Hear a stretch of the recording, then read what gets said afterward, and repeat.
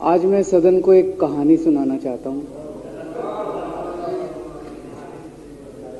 कहानी का शीर्षक है चौथी पास राजा।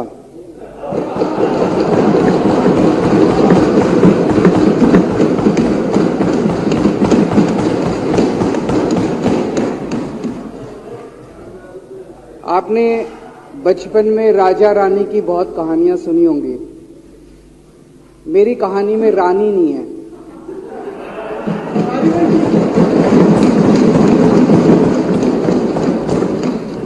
बस राजा है। ये कैसे राजा की कहानी है अध्यक्ष महोदया, जो अनपढ़ था, चौथी पास था, बेहद अहंकारी था, बहुत अहंकार था, बहुत ज्यादा,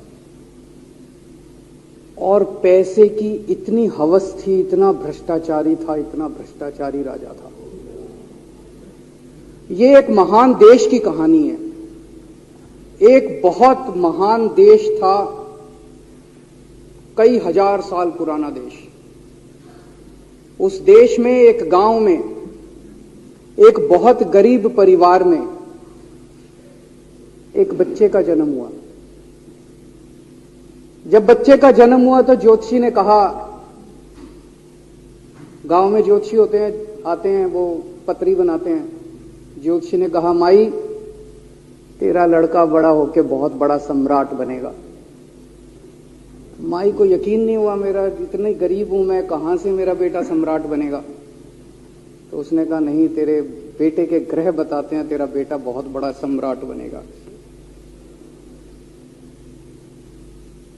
बेटा धीरे धीरे बड़ा होने लगा। स्कूल, गांव का ही स्कूल था, स्कूल जाता था, उसका पढ़ने वढ़ने में मन नहीं लगता था।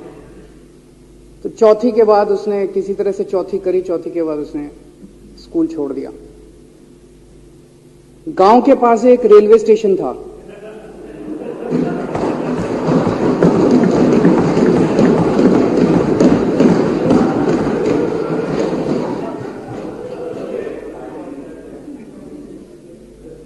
तो घर का खर्चा चलाने के लिए वो लड़का वहां स्टेशन पे चाय बेचता था। लड़के को भाषण देने का बड़ा शौक था। सारे गांव के लड़कों को इकट्ठा कर लेता, आसपास के गांव के भी इकट्ठा कर लेता, सामने वो खाट डाल लेता, उस पर चढ़ जाता और भाषण देता। धीरे धीरे आसपास के गांव के लड़के भी इकट्ठे हो गए। जिस भी चीज में भाषण देता, एक बार शुरू हो जाता तो बंद ही नहीं होता। अब ज्योतिषी ने कहा था, लड़का बड़ा हुआ, बड़ा होके एक दिन उस महान देश का वो राजा बन गया।